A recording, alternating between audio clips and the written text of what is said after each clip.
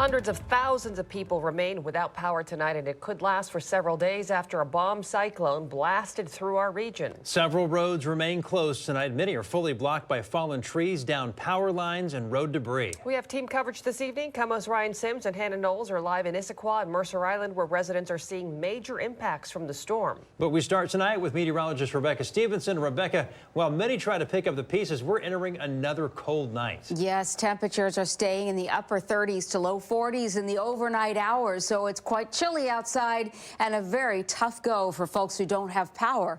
You could see the storm system that was a bomb cyclone pulling away from our coast to the north and to the west, still looking intense and strong and producing a number of lightning strikes and thunderstorms, severe in some cases, along the coast as we get through the night. Now, we're expecting as this storm pulls away, we're going to continue with rain showers outside.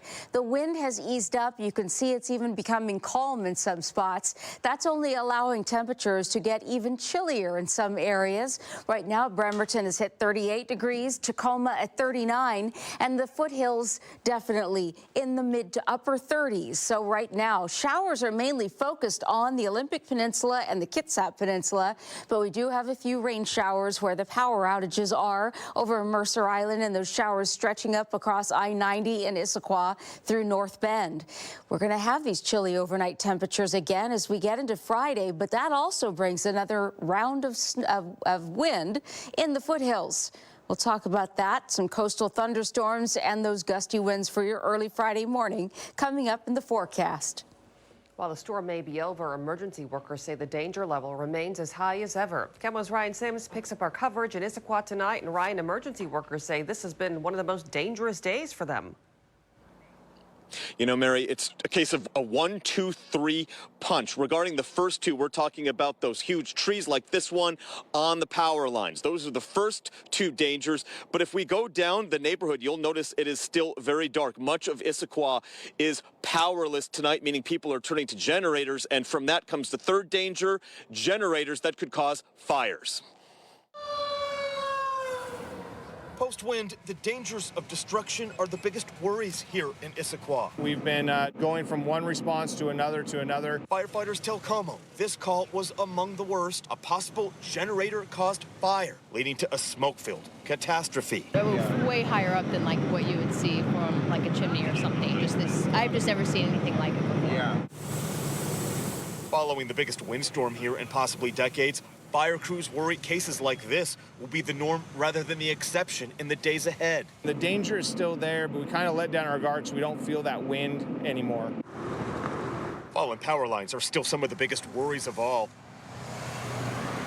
In the middle of Issaquah, our cameras captured this. Plenty of close calls as folks like Lisa Carmen nearly drove into these downed lines. So I wonder, someone coming, 35 miles an hour in turns, would they hit that and or the power line here? It was those hazards that led to tough decisions for emergency crews. For a time during the storm, they only responded to life-threatening calls. And in the aftermath, they say calls for help are relentless. In my career, 20 years has been here, probably my busiest day that I've been on. That says something, right? Well, despite scenes like this really all over town, the good news, nobody has been hurt at least not yet. Seriously hurt, I should say. Coming to you live from Issaquah tonight, Ryan Sims, KOMO News.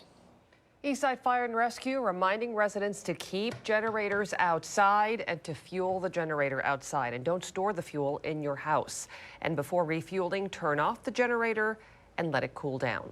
Strong winds overnight knocked down trees across the region, killing 2 women in 2 different areas. Last night, we told you 1 woman was killed when a tree came down on a homeless encampment in Linwood. Another woman was killed when a large tree came crashing through her home in Bellevue. Her husband was also in the home at the time and wasn't hurt. So we've been meeting with him, talking to him. It's obviously a very, very tough situation for him. He is fortunate to have family in the neighborhood. The woman's body has yet to be removed from her home. The house was damaged so badly that crews can't get inside without removing the tree first. The soonest that can happen is tomorrow. The bomb cyclone leaves a trail of destruction in western Washington. On your screen now with some of the many photos posted to X of the damage throughout our region.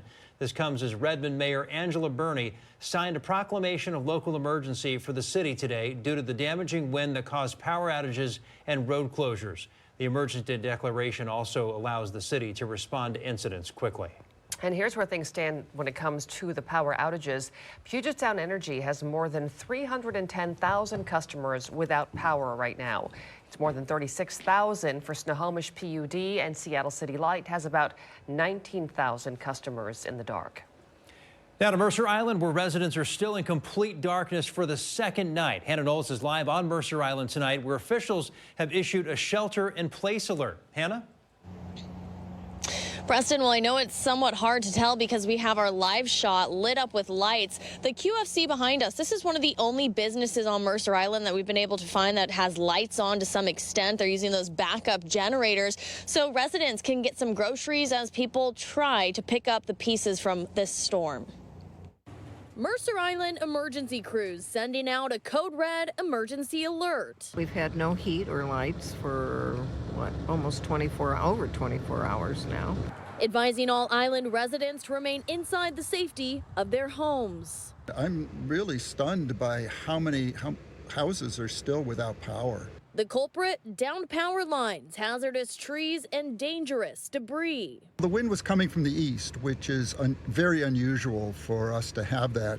And so the east side of the island got hit quite hard. It's like a heavy snow. Everything slows down and you do what you can do and everyone fills in the spaces.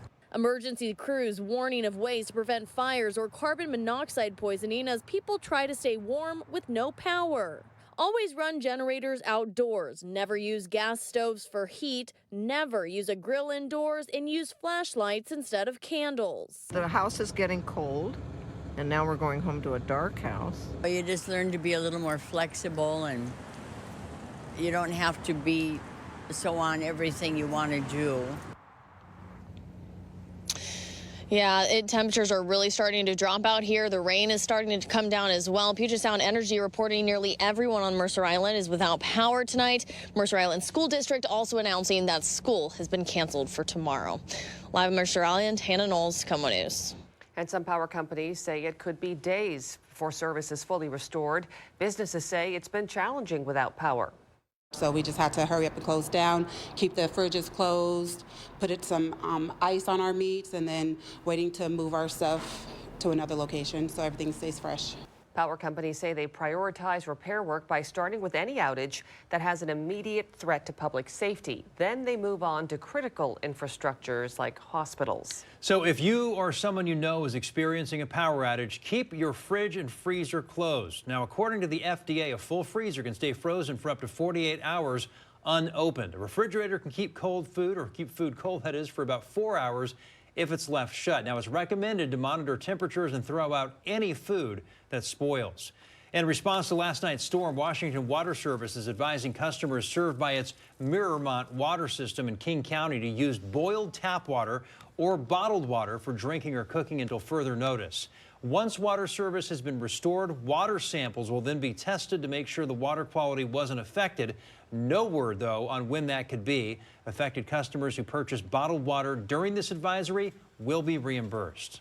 Last night's windstorm impacted the blood supply for Bloodworks Northwest. Power outages caused cancellations of over 130 appointments.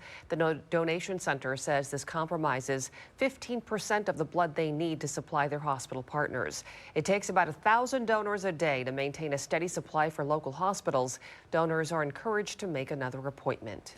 Outages continue to impact schools and colleges around the region. In King County, the Mercer Island School District has closed its schools for tomorrow. The same goes for the Kent, Bellevue, and Renton school districts.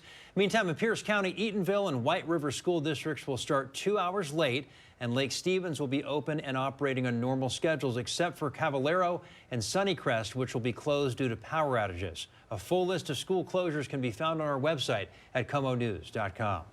Some good news now for skiers and snowboarders. Crystal Mountain Resort announces its much anticipated opening day for the season.